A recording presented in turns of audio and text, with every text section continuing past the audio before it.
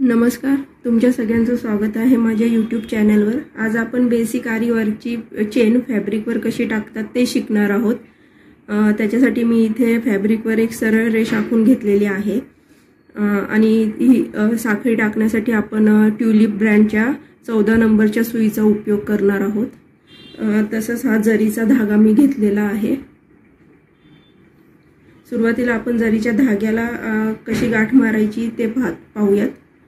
मी हा धागा असा बोटावर गुंडाळणार आहे 2 वेळा 3 वेळा, मग बोटातून काढून घेणार आहे व हे जे पॉइंट आहे ते ह्या सर्कल मधनं मी 2-3 वेळा फिरवून घेते म्हणजे आपली गाठ तयार होईल।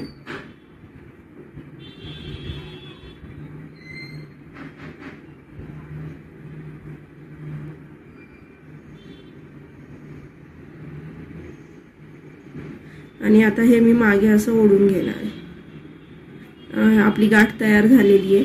आता हातामध्ये धागा पकडायचा कसा, हे जे मधलं बोट आणि अंगठा आहे ह्याच्यामध्ये आपण ही गाठ अशी पकडणार आहोत व जे अंगठ्याच्या शेजारचं बोट आहे त्याला एकदा धागा टर्न करून घेणार आहे व पुन्हा इथे अंगठ्यामध्ये असं पकडणार आहे आणि आपला हा धागा कायम डाव्या हातात असणार आहे आणि डावा हात आपला कापडाच्या खाली असेल।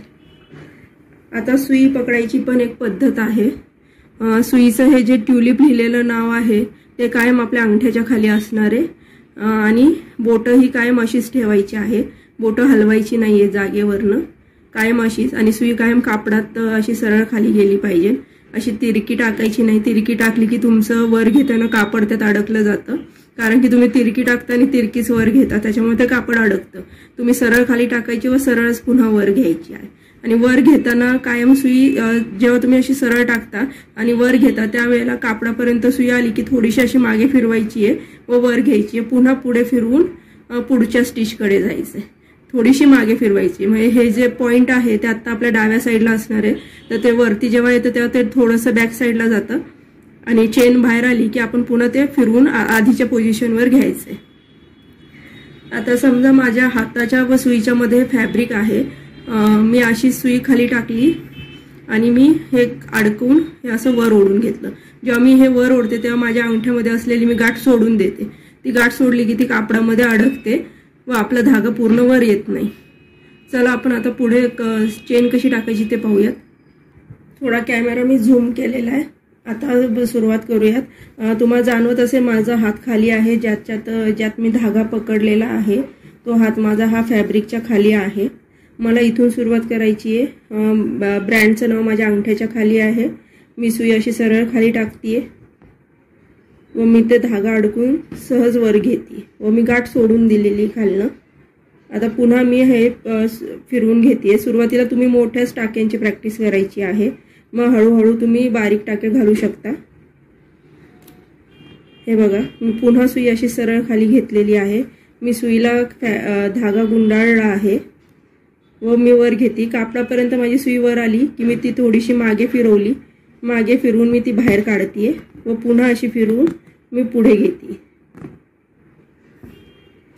पुन्हा मी धागा गुंडाळला, वर घेताना मी थोडीशी मागे फिरवली व पुन्हा अशी फिरवून पुढे घेतली। पुन्हा मी धागा गुंडाळते, थोडीशी मागे फिरवून मी पुन्हा पुढे टाकते, पुन्हा मागे फिरवून मी पुढे टाकते।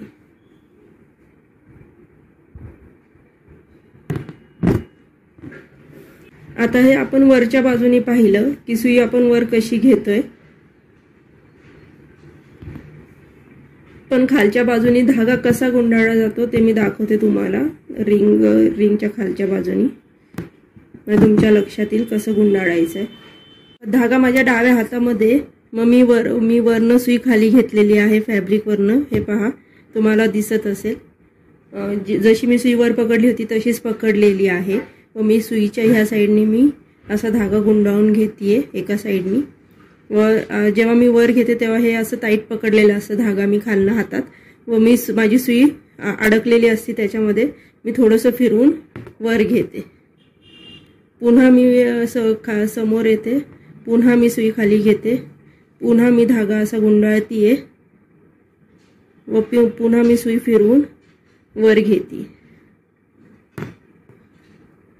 पुन्हा मी फिरवतीये, मी धागा सुईच्या बॅक साईडने मी असं पुढे घेते, असं फिरवतीये व मी वर घेते.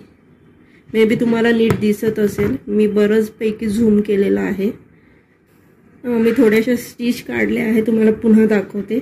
मी सुई खाली घेतलेली आहे, मी सुईच्या बॅक साईडने धागा असा फिरवून पुढे घेतला व त्याच्यात अडकला तो मी कापडातनं असं फिरवून वर घेते.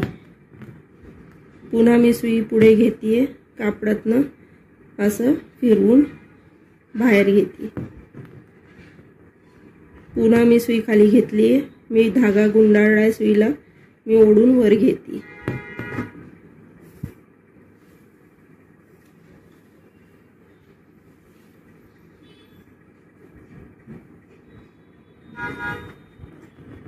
पुन्हा मी सुई खाली घेतली आहे, मी गुंडाळतीये. हे असं गुंडाळलं मी फिरवून सुई कापडातनं बाहेर घेतली. पुन्हा फिरवून मी सुई कापडातनं बाहेर घेतली. काही बारीक गोष्टी आहेत त्या आपण लक्षात ठेवल्या पाहिजे चेन स्टिच टाकताना.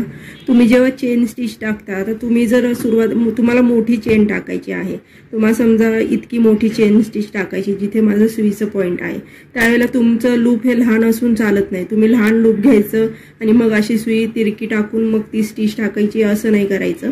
तुम्हाला जेवढी मोठी स्टिच पाहिजे तेवढंच मोठं तुमचं लूप असलं पाहिजे व तुमची सुई कायम कापडातनं अशी सरळच खाली गेली पाहिजे आणि मगच तुम्ही ही स्टिच टाकली पाहिजे. जर तुम्ही लूप लहान घेतलं आणि स्टिच मोठी टाकली तर तुमचं कापड गोळा होतं. तुम्ही बघा, आता तुमच्या लक्षात येईल, तुमच्या कापडाला इथे सळ पडतात व ही स्टिच पण मागे येते, जी प्रॉपर पुढे तुमचं जे पॉईंट असतं ते हे जसे पॉईंट इथं आले ते तसे पॉईंट येत नाही, ते मागे जातात. तुम्हाला दिसत असेल कसं मागं गेलेले ते. ह्याला चेन ही प्रॉपर चेन नसते. मग तुम्ही असंच टाकत गेलं की पुढे तुमचं फॅब्रिक गोळा व्हायला सुरुवात होते. त्यामुळे ही चूक कधीच नाही करायची. तुम्हाला जेवढं मोठी स्टिच हवी आहे तेवढं मोठं तुमचं लूप कायम आलं पाहिजे. जर लहान स्टिच हवी आहे तर लूप लहान टाकायचं आहे आणि सुई सरळ बाहेर काढायची. पुन्हा सुई सरळ बाहेर काढायची. मोठी स्टिच हवी आहे, मोठी लूप हवंय आणि तेवढ्या लांबीचं लूप घ्यायचंय तुम्ही. जेवढी मोठी स्टिच हवी तेवढ्या लांबीचं लूप वरचं हवं तुमचं.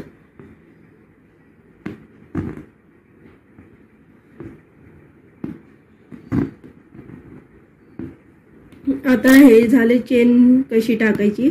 आता त्याला लॉक कसं करायचं ते तुम्हाला दाखवते.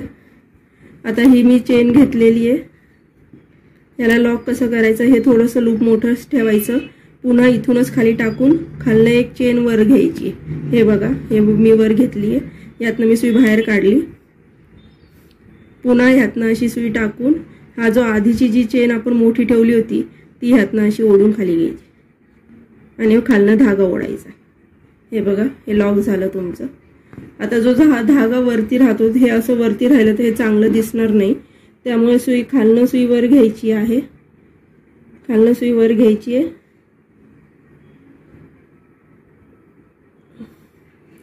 हे अडकवून खाली ओढून घ्यायचं. आता आपण सिल्कच्या धाग्याची चेन शिकणार आहोत.